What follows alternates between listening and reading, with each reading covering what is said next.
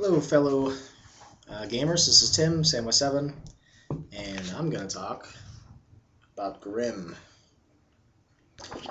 Grimm is a small, I don't know if you can see it, pretty small book for the D20 system, and I don't know, I just think it's an interesting setting and an interesting take on the D20 rules.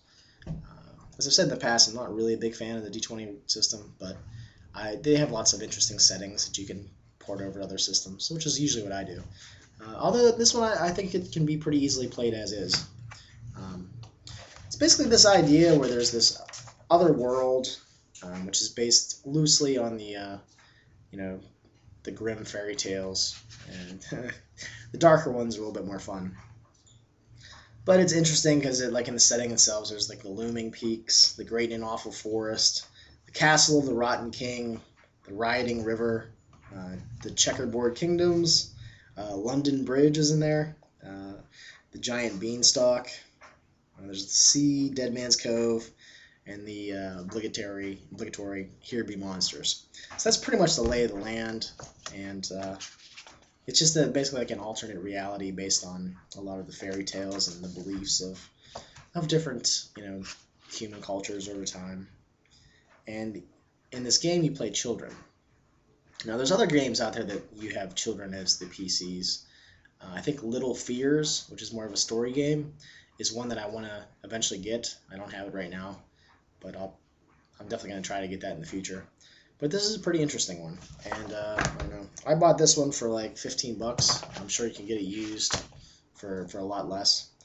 And it's interesting the way they do it. For like classes, they use archetypes instead. So the archetypes are the bully, the dreamer, the jock, and these are all pretty much, you can pretty much figure out what they are. The nerd, the normal kid, the outcast, and the popular kid is the last one. And these are basically, you're all playing humans because, you're basically playing people from modern day that, kind of find themselves in this strange alternate place. And it's interesting how they can get there through nightmares or through hidden doorways, or maybe they explore too far in a cave. Things like the Lion, Witch, and the Wardrobe. You go in the wardrobe, come out in this strange place. There's a lot of freedom as far as how the players can actually get there. But they're all pretty explanatory. Each of them have different things. They're usually, let's see here, they go to 6th level, so it isn't like it's very overpowered. In fact, after 6th level, I really don't. That's another rant, but I don't really prefer games over that level in D&D. But it's interesting because they have like the archetypes of growing up in school, and these, even though some of these things don't interact well with others, like the jocks and the nerds usually don't get along so well. They're in there, and what's interesting, it's kind of like boot camp. You throw all these different people into this like horrible, strange, fantastical setting, and see how they react to it, see how they get along, and hopefully they form bonds over time. And there's also things in here about getting back to the real world. I kind of like the idea of them being stuck in the campaign ideas to get back to the real world, but there's also ideas in here that like every night you fall asleep, you go there, or you go back multiple times. And they changed up some of the skills. There's like things like animal empathy, art, athletics, booby trap, Boy Scout stuff, home, etc., industrial arts, knowledge, which is standard, magic, intuition, nimbleness, notice, puzzles, sleight of hand, sneak, which is kind of like move silently, socialize, and trick. And that's pretty much all the skills. So they kind of limited the number of skills and kind of more modernized some of them. And there's different feats. Some are kind of fun, like city kid, exchange student, homeschooled, orphan, rich kid, farm kid. I like some of the feats too. They're pretty funny. Allowance, brat, champion, combatant, craft, permanent item, which is kind of like just all the craft skills or craft feats. Cut it open, float like a butterfly, daydream, gifted, ground fighter, fearless, hide and seek, imaginative, and they're all kind of they're kind of fun. I'm telling is one of the feats. Inedible, judo throw, knee biter, knightly prowess, low blow, which is pretty funny when you're playing a kid. Lucky, martial arts, maturity, nature's friend. There's lots of them here. Noble spirit, punk, promising, rotten, scrapper, self-reliant, sorcerer's apprentice, spell knowledge, and spoiled. And I don't know, it's interesting the way they do the magic system.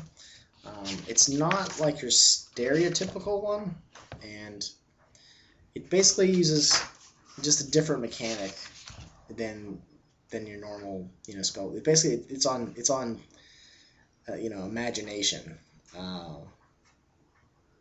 But basically you start out and you can affect things with your imagination, which is pretty interesting. Like you can affect your environment. I don't know. You can just do different things with it. So the imagination basically affects the setting, which is pretty cool.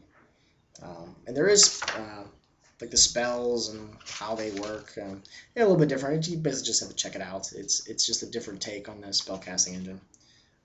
And you have different things like despair if you can't get home. What happens if you get swallowed by monsters? Things like that. I like the idea. I was gonna do a little house rule where if I was gonna maybe come up with a different stat called like innocence, or if you get too corrupted by the world itself, maybe monsters give you corruption points.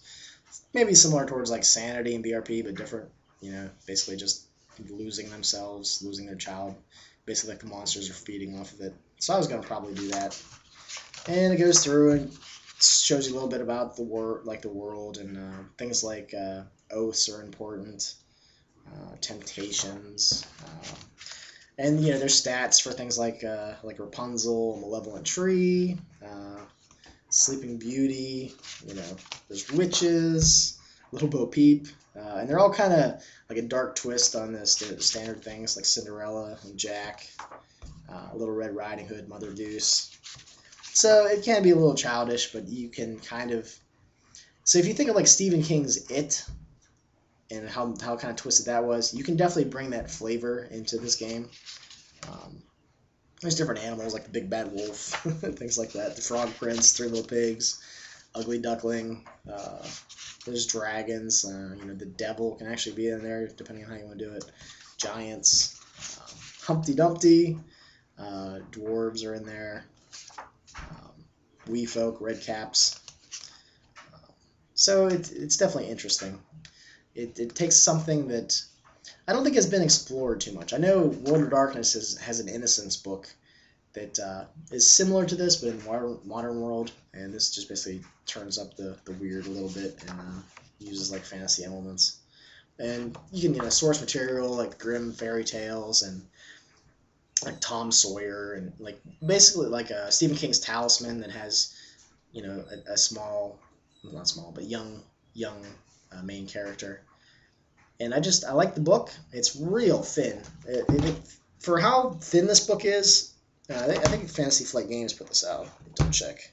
Yeah, Fantasy Flight Games put out. I know they put out several books like this, but it's kind of like a self-contained setting. It's in 62 pages you have a complete game. In fact, I don't even know if you need to have the D&D Player's Handbook for this. You might be able to just roll with the way it is. I haven't actually run the D20 version of this. I used a HARP translation of it, and I came up with a setting called like Shadow Kids, where they were kind of messed up as kids, and they could see things other kids couldn't see, and they kind of found their way to the strange alternate reality. But Grimm is a cheap little book. It's fun, and I think it covers some ground that other RPGs might be afraid to cover. Children and gaming. There's maybe that might make some people squeamish. So I don't know, depending on how you want to look at it. But it's kind of interesting because it brings in fairy tales, and not too many RPGs do that. Like I said, Little Fears I think does, and I don't have that, but I'm going to get it. But yeah, Grimm, check it out. It's cheap. And I'm sure you can find it on Amazon or eBay or, I don't know, wherever you feel like looking. So, Grimm RPG, it's a D20 system, and it's pretty cool. Check it out.